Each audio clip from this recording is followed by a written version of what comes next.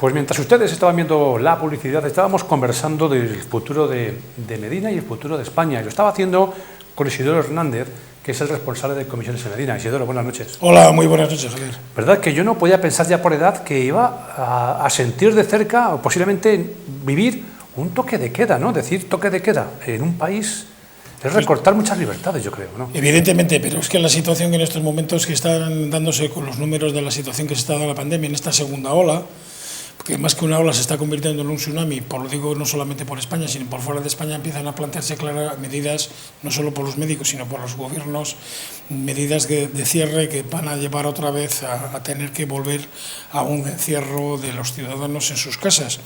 Mientras no haya medicación, la única posibilidad que hay de no contagio es que no haya contacto humano, ¿vale? Entonces esa situación es complicada. Hombre, sería triste tener que llegar a una situación de toque de queda, como, por cierto, ya está para París o Bruselas, cuando resulta que lo normal es que si tuviéramos, los ciudadanos tenemos que tener un poco de frente y saber que hay cosas que no podemos hacer. Y no voy a hacer mentar algunas de las cosas que vosotros los medios de comunicación ya veis hablando estos días en la televisión, en la radio, con fiestas, con botellones, con etcétera, etcétera, cosas que no son en nada lógicas, y que lo lógico es que este año es un tope atípico y toca lo que toca, y es poco contacto humano y mucho contacto telemático. Vamos a centrarnos en Medina, vamos a centrarnos en nuestra comarca. ¿Podía aguantar las empresas medinenses y de nuestra comarca, de nuestro entorno, de Valladolid, un segundo confinamiento general o no? Pues esto como todo. Hay sectores que el confinamiento general les puede generar un cierto nivel de carga de trabajo. Acordaros la situación que se dio en la primera parte del confinamiento más duro, que fue del 15 de marzo en adelante, donde empresas han tenido que reforzarse, han tenido que reforzar plantillas y aumentar sus cargas de trabajo. Estamos hablando de todas del sector del agroalimentario, algunas emblemáticas como Patatas Meléndez o Iberesnac o Siro, ¿no?, donde tuvieron que reforzar las plantillas porque la carga de trabajo era importante. Pero hay otros sectores que están golpeados, que están muy golpeados y que puede ser brutal. O sea, imaginaros otros 20 días, un mes o mes y medio de clausura total en sectores como la hostelería y el comercio. Por cierto, sectores muy importantes en nuestra comunidad donde estaríamos muy afectados. Y el sector agroalimentario, nosotros dependemos mucho del sector vitivinícola y luego lo podemos detectar claramente cuando hablemos de otras cosas. Pues en estos momentos, si no hay hostelería, no se vende vino, y algunos de los ERTEs que tuvimos que negociar los sindicatos en su momento con las empresas del sector vitivinícola eran porque no salía el vino, y el vino se ha quedado en las bodegas porque la hostelería no funcionó. Entonces, una situación de pandemia sería muy complicado para esta comarca, pero también muy complicado para este país. Siempre que hablamos de hostelería parece que hablamos, por ejemplo, del propietario de un bar, que es un señor solo. No, sí, es un señor solo y su familia, pero hay que ver lo que genera panadería, servicios de distribución, como estás comentando, tema de vino, los cafés, bollería. Y claro, evidentemente mueve mucho a su alrededor, ¿no? Evidentemente, el sector de hostelería no solamente es el bar y la prestación del servicio de hostelería, es todo el sector que se mueve alrededor de ese sector. Ya no os voy a hablar del tema de la restauración, ¿no? Todo el tema de alimentación, todo el tema de vinos, todo el tema de apoyo logístico. Es decir, hay un sector detrás que vive muy pegado al sector de la hostelería y del turismo y que se va a ver afectado. Tanto es así que en estos momentos empiezan a aparecernos ya situaciones complicadas donde empresas que habían salido de los ERTEs de fuerza mayor provocados por el tema de la primera pandemia empiezan a plantearse en algunos casos la presentación de ERTEs ya, y en otros casos ya el avance de que van a tener que hacer ERTEs porque no hay carga de trabajo, no hay turismo, no hay hostelería y por lo tanto la gente no se puede mantener. Y vuelvo a repetir, los ERTEs tienen una ventaja, y es que las empresas no desaparecen y los trabajadores no pierden su puesto de trabajo, simplemente lo dejan en suspensión, y eso sería muy, muy importante para que en este caso, como tú muy bien dices, la hostelería es mucho movimiento de personas, que no solamente es el camarero o el dueño del pequeño bar que atiende. aunque como comentábamos antes de entrar en antena, donde, claro, no es lo mismo una hostelería donde está el dueño y el hijo, a donde está el dueño, el hijo y es media docena de camareros. La cosa cambia sustancialmente. El que es así dice, mejor trabajar algo que no nada, pero claro, sobre todo cuando tienes que al final sumar sueldos y tal, pues la cosa se complica. Hace un mes y medio, creo recordar, que estuvo usted aquí conmigo otra vez y yo le pregunté por los ERTEs. Digo, ¿ya se han pagado los ERTEs? Y usted me dijo, creo que sí. Bueno, hay que ver en redes sociales lo que suscitó esa respuesta, porque empezaron a decir que ni mucho menos, que faltaba muchísima gente de cobrar el ERTE. A fecha de hoy, ¿ya se han pagado todos los ERTEs del mes de marzo y abril o falta alguno por pagarse? Y luego hay una segunda parte, que han pagado muchísimo dinero de más, ahora hay que devolver, ya se ha estado pagando hasta el mes de junio y julio, creo recordar, y hay que devolver ahora las personas que han recibido ese dinero. Vamos a ver, los datos que tiene la organización sindical a la que represento son datos oficiales, quiere decir que eso no significa que no pueda haber errores, ¿de acuerdo? Lo que nosotros planteábamos es que los datos oficiales que nos daba el Servicio Público de Empleo Estatal era que los ERTEs, aquellos primeros ERTEs, estaban en torno al 85% de todos abonados y que la parte que faltaba, que reconocía el SEPE, eran por errores. ¿Es verdad que en estos momentos puede haber gente que se ha dado la circunstancia de que se les ha retrasado? Sí, pero la verdad que la información que nosotros teníamos en ese momento y que hemos detectado en nuestra sede eran que eran ERTEs fundamentalmente provocados por errores a la hora de transmitir los datos. Que además, como bien sabes, en esa época lo decíamos, eran datos o bien porque estaban cambiados los DNIs, o bien cambiados los nombres, o mal el número de cuenta, es decir, eran datos que impedían que el SEPE pudiera hacer efectivos los pagos, lo cual decíamos claramente que aquel que lo tuviera que hiciera las consultas pertinentes con sus gestores de empresa para que aquello se corrigiera. Bueno, pues eso parece ser, sí, me consta que aquello levantó cierta ampolla entre los televidentes, pero bueno, las cifras, daros cuenta que son cifras protegidas por los datos y que son los datos que nos da el SEPE. Es que decían, por ejemplo, parece mentira que no hayan pagado todavía a unas personas el ERTE y otras hayan cobrado el doble, porque han pagado 4 o 5 meses y solamente han estado en ERTE 2 y por lo tanto tienen que devolver esos 3. Evidentemente, hay una parte importante, no desconozco el número, porque el dato no le ha dado el Servicio Público de Empleo. Y además a nivel familiar tengo algún caso, en el sentido de gente que no han entrado, la empresa ha entrado en ERTE, no todos los trabajadores han entrado en ERTE, pero les han pagado el ERTE. Evidentemente, cuando se les han pagado es porque alguien ha metido mal los datos. Es decir, si el que tiene que hacer la famosa hoja de cálculo que emitió el SEPE, que suelen ser las empresas, meten a todos los trabajadores, el SEPE no sabe si están de vacaciones o no. Y voy a poner un ejemplo personal, donde un familiar mío entra en ERTE en la empresa, pero les dan la opción de gastarse las vacaciones de días atrasados de años anteriores. Pues mi familiar no entró en el ERTE, pero resulta que en la ficha que se mandó al paro iba él, y entonces ha cobrado el desempleo de un mes, cuando resulta que no. Claro, ¿qué pasa? Que evidentemente has tenido un ingreso que no te corresponde, está clarísimo, ¿no?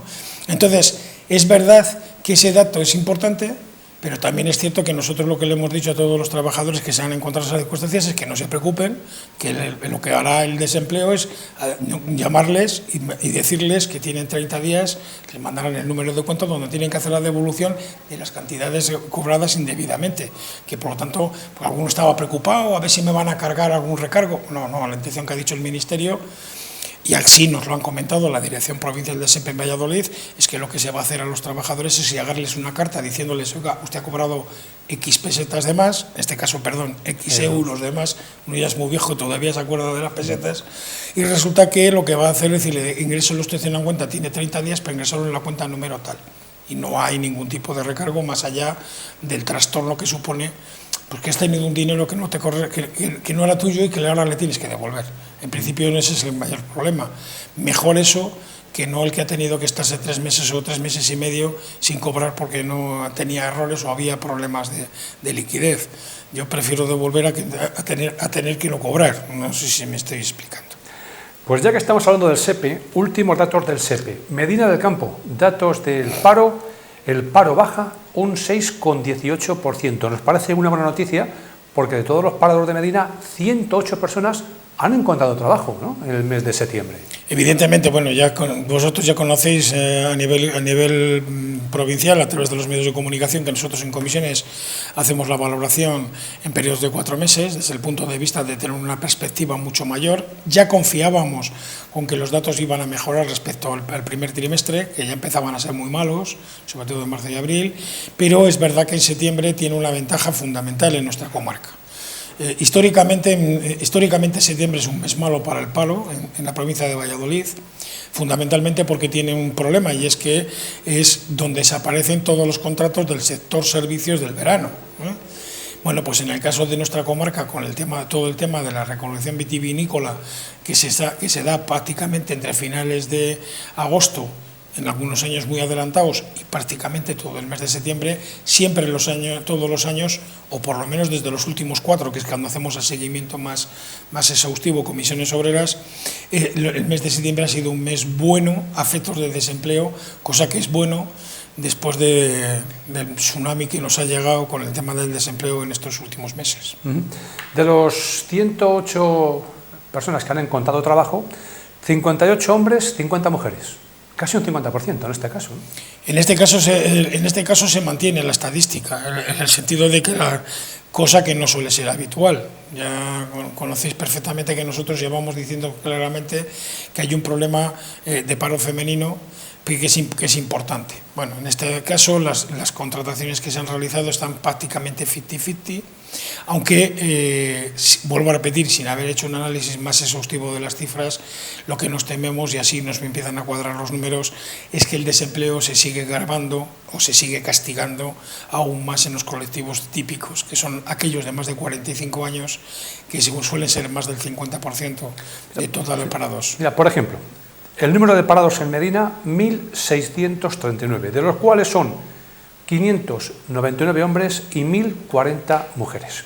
Las personas mayores de 45 años son 915 parados, de más de 45. Son el grupo de edad más afectado por el paro, más de 45 años.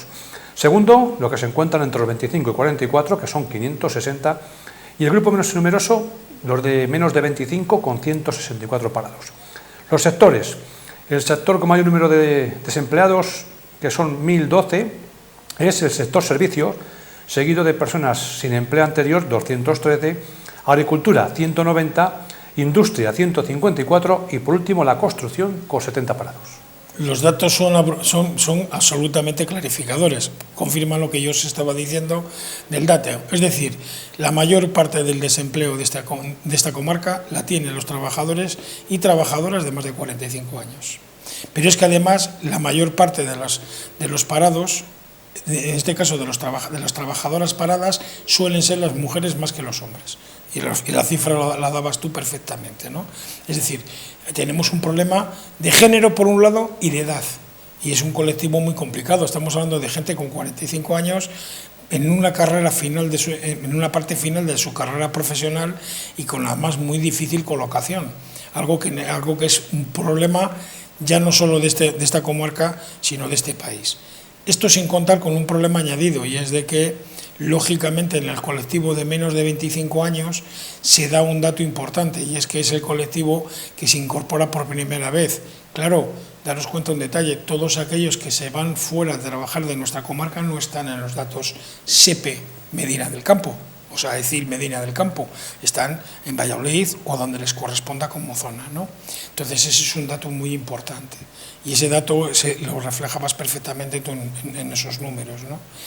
Y además con un dato importante que es de reflejar, aunque también es cierto que eso se da en algunas partes del proceso anual, ¿no?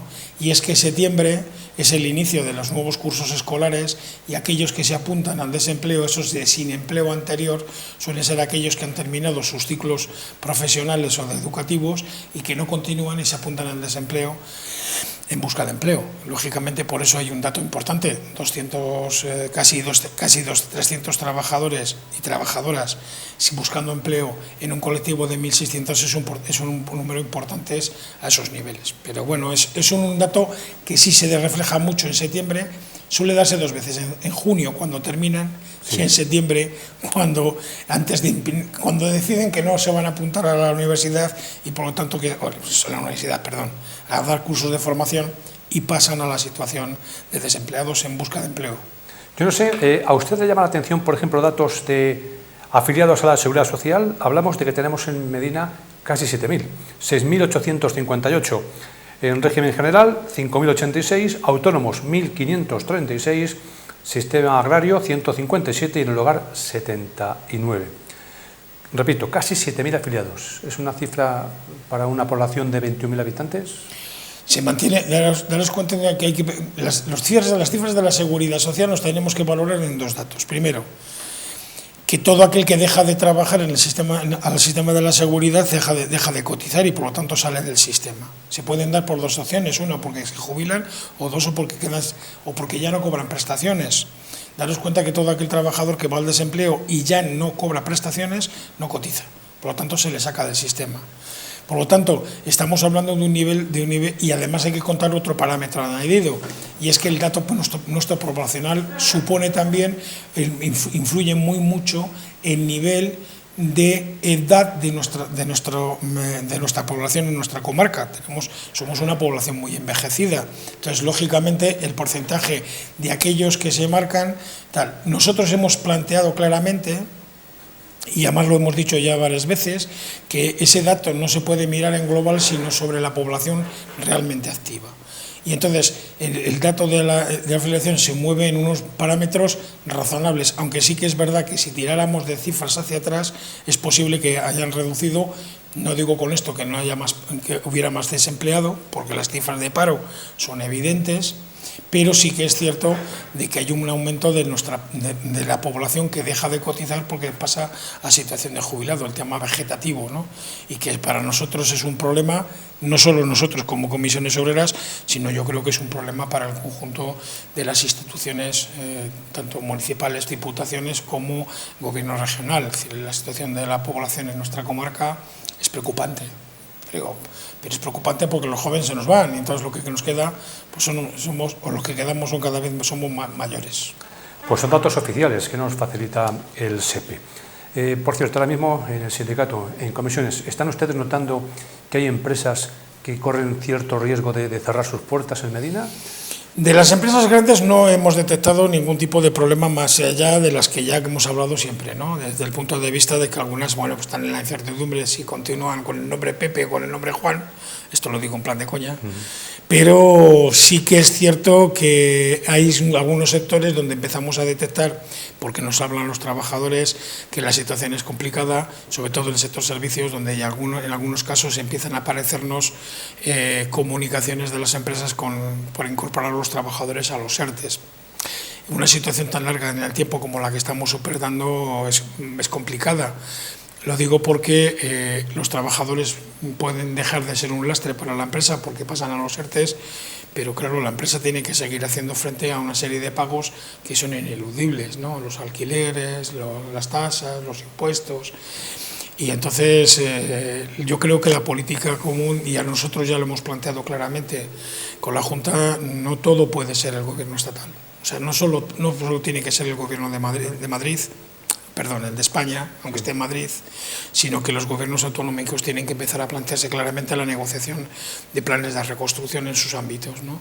En unas cosas con dinero que venga a nivel público, bien de Europa o bien del gobierno estatal, pero tiene que haber fondos propios que permitan salvar nuestra economía. O sea, y para eso necesitamos un plan de reconstrucción donde nos sentemos las fuerzas que tenemos mucho que decir en esta comunidad, ¿no? Las dos organizaciones sindicales mayoritarias, lógicamente la Confederación de Empresarios de Castilla y León y lógicamente el gobierno regional. Y ahí hay que sumar, y tengo que reconocer que los ayuntamientos como el de Medina, pues afortunadamente nos ha puesto de perfil y fuimos capaces de firmar los acuerdos del diálogo social, que dentro de las posibilidades que tiene un ayuntamiento como el de Medina, pues aporta su grano de arena en el día a día, ¿no? Bueno, pues eso es lo que queremos que se haga en el conjunto de todo el Estado y lógicamente en nuestra comunidad. Está la cosa fría, porque ya sabéis que hay una situación complicada con la Junta desde ese tema, pero no desesperamos de que podamos llegar a algún acuerdo y que podamos poner encima de la mesa fondos que a las empresas de esta comunidad, esas que estábamos hablando, que estaban tan complicadas, puedan salir adelante, o por lo menos salvar los muebles para que cuando llegue la famosa y tan deseada vacuna podamos volver a una normalidad, no como la anterior, pero lo más parecido a la anterior. Hace más de un año, estamos hablando de mitad, yo creo, del mes del año 2019, hablamos del Grupo Siro, que bueno, pues estaba a la venta y que los trabajadores pues temían muy mucho por su trabajo, ¿no? Ha pasado año y medio casi, o año y 3 meses, ¿y cómo está este tema de Siro ahora mismo? Pues mira, ya sabes que la empresa Cerealto Siro planteó claramente la decisión de reorganizar sus plantas productivas y su mercado profesional, y que se deshacía de varias empresas, o que apostaba por deshacerse de varias factorías, entre ellas la de Medina del Campo y la otra más grande, que es la de Briviesca, ¿no? Algunas ya están vendidas y ya han sido adjudicadas. El objetivo que se marcó era el 31 de diciembre del 2019 como el fecha tope para hacer el cambio. No se ha conseguido, no apareció el comprador, porque además en su momento la empresa planteó el meter en el mismo paquete Medina y Briviesca. Estamos hablando de 2 factorías importantes. Es verdad que las 2 con producción, pero son importantes, y no aparecieron compradores, o por lo menos no nos han dado ningún dato de que si hubiera habido compradores. Y cuando digo compradores, me entendedme, no digo el que viene a ver la fábrica, sino el que viene a la fábrica con una plica, ¿sabes?, con la oferta puesta encima de la mesa. La dirección de Siro nos planteó a través del comité de empresa, me refiero del Grupo Siro, porque estas cosas no se debaten en las fábricas, se debaten a nivel del grupo. Nos plantearon que iban a darse otro año más, todo el 2020, para intentar vender las 2 factorías, ¿no?, Medina y tal. Y a día de hoy nos consta que han sido visitadas por empresarios, por empresas, por grupos, pero no tenemos una oferta formal encima de la mesa. Creemos que al final acabe vendiéndose, porque ya sabes, como todo en esta vida siempre hay un roto por un descosido, que decía mi madre, ¿no? Pero en este caso concreto creemos que al final habrá una venta. Pero a día de hoy no tenemos ninguna información de que haya un comprador que haya dicho mañana que tengo esa opción, más allá de las que ya se han vendido, que es en el caso de San Rafael, que la ha cogido un grupo catalán, y otra que se ha cogido en el ámbito de Andalucía y País Valenciano, que hacían fundamentalmente pan de molde y que ya están adjudicadas. Las 2, digamos, grandes, que son Briviesca y Medina del Campo, pues estamos pendientes ahí. Hombre, los trabajadores están relativamente tranquilos, es decir, lo que no va a hacer, y eso es lo que nos han comentado la dirección de la empresa, es que en ningún caso van a plantear el cierre de las fábricas. Lo que van a plantear es seguir intentando venderlas, porque esa producción la quieren dejar y dedicarse a otro tipo de producción de pastas y de derivados de la harina, lo que me estoy refiriendo a los macarrones, espaguetis y ese tipo de cosas, porque son las que le permiten hacer entrar en el mercado internacional, cosa que el croissant o el bollo o la magdalena, esa no se puede exportar, ¿no? Entonces, en principio, por eso te digo que, quitando la incertidumbre esa, en principio las grandes empresas de la comarca no tienen pinta de que tengan problemas, más allá de los puntuales, de los problemas típicos del COVID. Pues siempre que viene usted por aquí nos gusta hablar también de Renfe, porque usted es un sector que conoce bastante bien. Medina del Campo, Valladolid, Medina del Campo. Se ha conseguido, fletar un convoy mayores que de ida y de vuelta, ¿no? Pero todavía nos faltan más. Evidentemente. ¿Qué se está trabajando desde comisiones para también? Evidentemente, nosotros ya hemos tenido reuniones con el Ayuntamiento de Medina del Campo, con el señor alcalde, hemos tenido reuniones con el Ayuntamiento de Valladolid, y me consta que la Federación de Transportes, a la que me incluyo porque soy ferroviario, ha tenido reuniones con el Ayuntamiento de Palencia y la Diputación Provincial de Palencia, con el objetivo de volver a retomar el proyecto, aquel que se puso encima de la mesa, os acordaréis, del famoso corredor de cercanías Medina del Campo-Palencia, en el asunto. Sobre todo porque además con el tema del COVID es un elemento absolutamente necesario. Lo digo porque habéis oído en los medios de comunicación donde los estudiantes de Palencia se quejan de la saturación de que van los vehículos de transporte de viajeros por carretera que les lleva a la facultad, ¿no? Entonces, en ese caso, nosotros estamos trabajando en la línea de retomar ese asunto y estamos deseando poner en marcha una posible reunión de todos los alcaldes afectados, o sea, las dos diputaciones y las dos capitales de provincia, en la línea de retomar ese proyecto, porque es un proyecto relativamente barato y sobre todo porque lo que queremos plantearnos es dinamizar el tema del transporte ferroviario por carretera.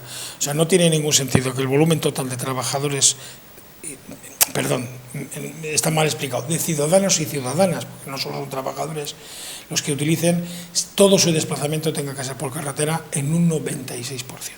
Bien coche propio o bien por autobús, sino que tiene que haber un elemento más de cercanía por el tema del transporte ferroviario.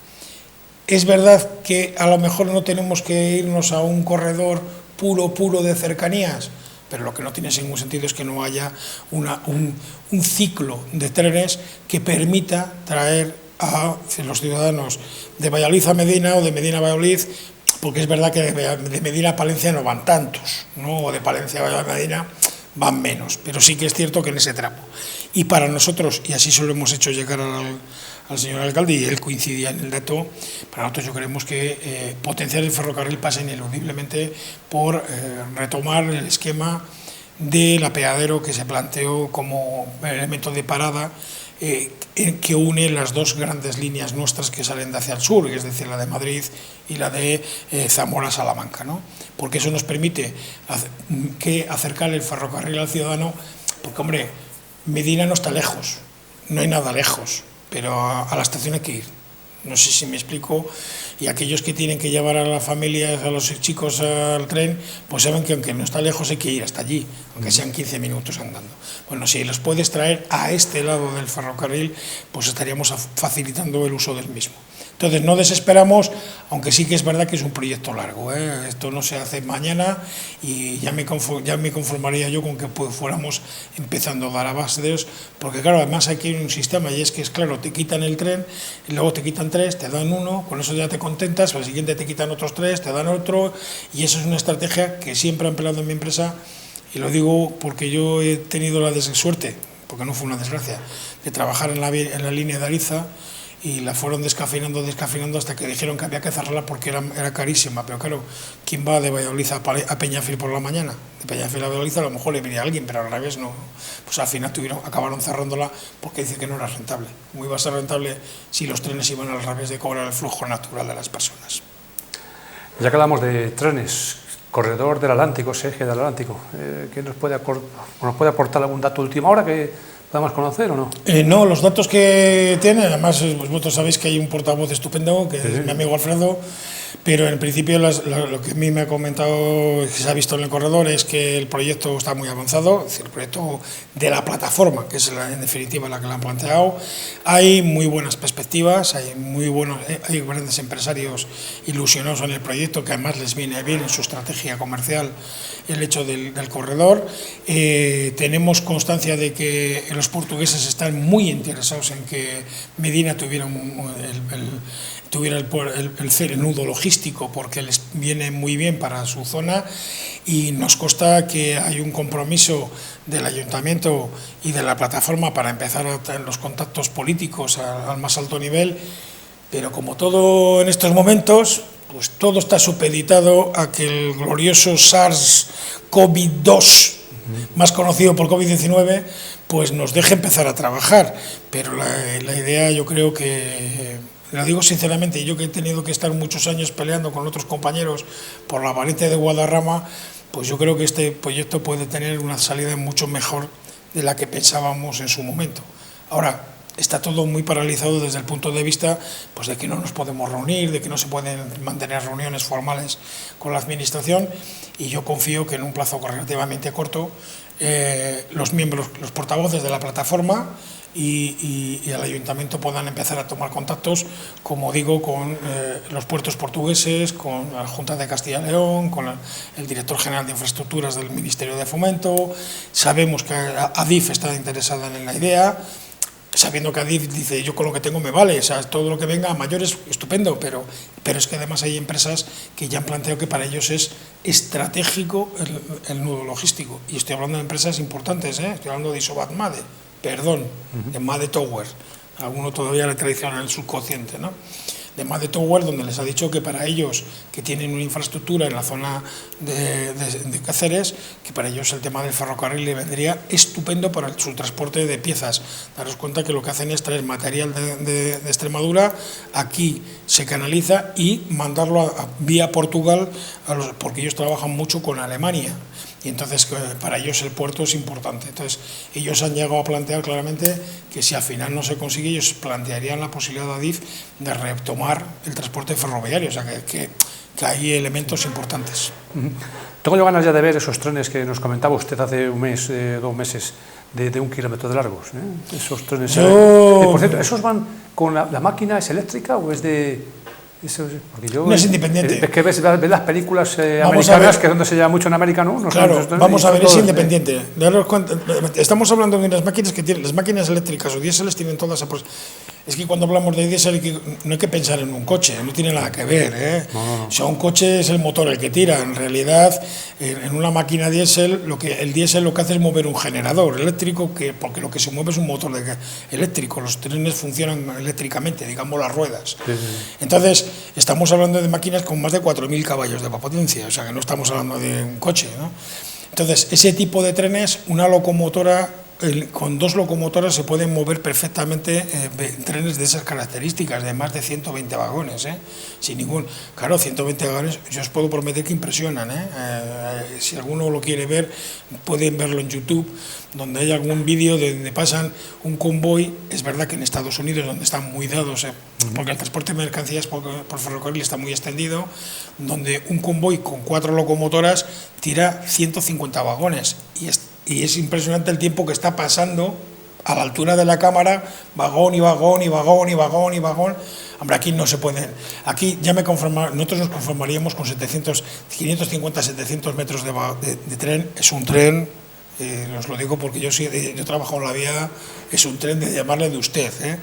Por lo tanto, ese sería el ideario, porque el objetivo de esa reducción no es porque sea especial, sino porque es la mayor rentabilidad al consumo de la máquina.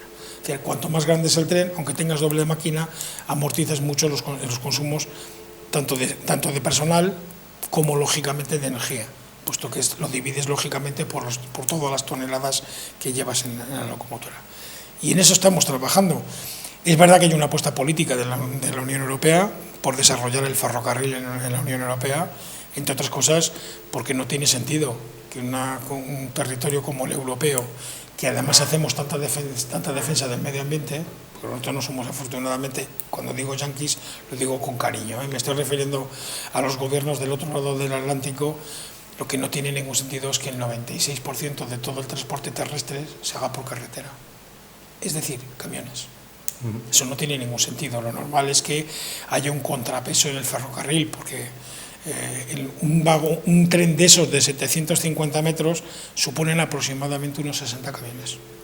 O sea, el consumo, por mucho que gaste un tren, gasta bastante menos que 60 camiones, os lo puedo garantizar. Por cierto, ¿de cuántos vagones son los trenes convencionales que vemos ahora mismo de mercancías aquí? Aquí normalmente los trenes suelen ser de todos los tamaños, ¿no? Pero normalmente los máximos que suelen ser entre 18 y 20 vagones. O sea, 20 vagones. Si estamos hablando de 120, pues... Estamos hablando, pues eso, de 5 veces más. 5 veces más. Isidro Hernández, muchísimas gracias y hasta muy pronto. Muchísimas gracias a vosotros por